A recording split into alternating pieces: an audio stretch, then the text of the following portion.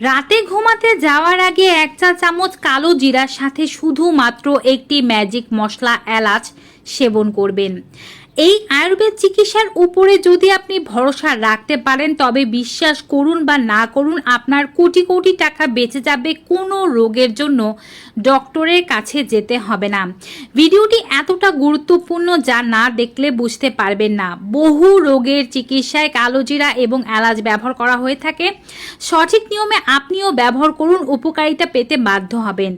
ভিডিওটি ডাউনলোড করে রাখুন, তাহলে আর বারবার খুঁজতে হবে না, পরবর্তীতে সহজেই পেয়ে যাবেন। চ্যানেলে নতুন হয়ে থাকলে চ্যানেলটি অবশ্যই সাবস্ক্রাইব করবেন, বেল বাটনে ক্লিক করে দেবেন।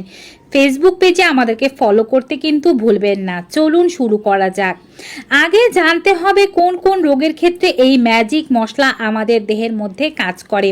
তো প্রথমেই বলছি, আজকালকার যুগে নারী ও পুরুষের গোপন সমস্যা অর্থাৎ সেক্স লাইফের সমস্যা, যৌন জীবনে দুর্বলতা পুরুষদের মধ্যে রয়েছে অনেক বেশি, নারীদের মধ্যেও কিন্তু কম নয়। বিশেষ করে নারীদের মধ্যে বাচ্চা হয়ে যাওয়ার পরে এই সমস্যা দেখা যায়।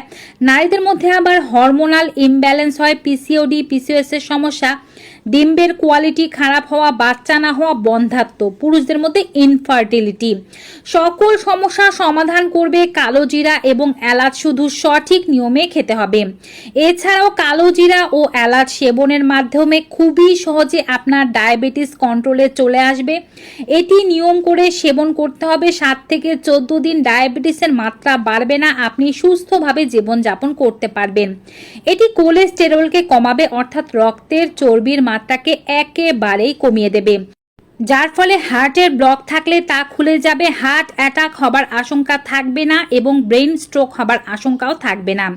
এটি দেহের ইউরিক অ্যাসিডের মাত্রাকে কমিয়ে দেয় এবং আপনার গাঁটের ব্যথা, বাতের ব্যথা, শরীরের যে কোনো ক্যালসিয়ামের অভাবজনিত ব্যথাকে দূর করতে সাহায্য করে। একই সাথে এটি হাই বিপি বা হাই ব্লাড প্রেশারের সমস্যাকে নিয়ন্ত্রণে আনতে সাহায্য করে। এটি আপনার ত্বককে উজ্জ্বল করে, চুলের সৌন্দর্য বৃদ্ধি করে, চুলে যদি পাকা ভাব হয়ে গিয়ে থাকে তা দূর করতে সাহায্য করে। যাদের মস্তিষ্কের পাওয়ার কম, পড়ালেখা মনে রাখতে পারেন না কিংবা কোনো কথাই মনে রাখতে পারেন না, তারা অবশ্যই এটি খাবেন, মস্তিষ্কের পাওয়ার বৃদ্ধি পাবে। সন্তান হয়ে যাওয়ার পরে নারী শরীর রিকভারি হচ্ছে না, অনেক দুর্বল, বাচ্চাকে ভালোভাবে দুধ খাওয়াতে পারছেন না, দুধও আসছে না, তাদের ক্ষেত্রেও এটি ভালো সাহায্য করবে। একই সাথে কালো জিরা ও এলাচ সেবনের মাধ্যমে মুখে দুর্গন্ধের সমস্যা থাকলে তা দূর হয়ে যায়। গ্যাস্ট্রিক অ্যাসিডিটি বা কনস্টিপেশনের সমস্যা থাকলে তা দূর হতে শুরু করে। কালো জিরা ও এলাচ ব্যবহারের মাধ্যমে খুবই সহজে আপনার বডি হিল করা সম্ভব। সর্দি, কাশি, জ্বর, শ্বাসকষ্ট, গলা ব্যথা ইত্যাদি সমস্যা থাকলে তা নিরাময় করা সম্ভব। এর আরও বড় কাজ হচ্ছে এটি চোখের দৃষ্টিশক্তি বাড়ায় এবং যদি এমনটা হয় যে আপনার শরীরে ক্যান্সার সেল বাসা বেঁধেছে, টিউমার হয়েছে, লাইপোমা হয়েছে, তা দূর করতে সাহায্য করবে কালো জিরা ও এলাচ। এটি সকলেই খেতে পারবেন। শিশুদের ক্ষেত্রেও এটি অনেক উপকারী, তবে শিশুদেরকে খাওয়াতে চাইলে বয়স হতে হবে অবশ্যই 4 বছরের ঊর্ধ্বে এবং বয়স্করা যে কোনো বয়সী মানুষই খেতে পারেন, কোনোই সমস্যা নেই। যদি আপনার বয়স 16 বছরের কম হয়ে থাকে সেক্ষেত্রে আপনি অবশ্যই রেমেডি যা বলছি তার চেয়ে অর্ধেক বানিয়ে খাবেন। 16 বছরের ঊর্ধ্বের মানুষেরা যেভাবে বলছি এখন সেই নিয়মে খাবেন। কালো জিরা নিয়ে নিতে হবে 1 চা চামচ। অবশ্যই বাজার থেকে পরিচ্ছন্ন কালো জিরা কিনবেন। এটিকে ভাজার বা টালার প্রয়োজন নেই, একটু রোদে শুকিয়ে নিতে পারেন।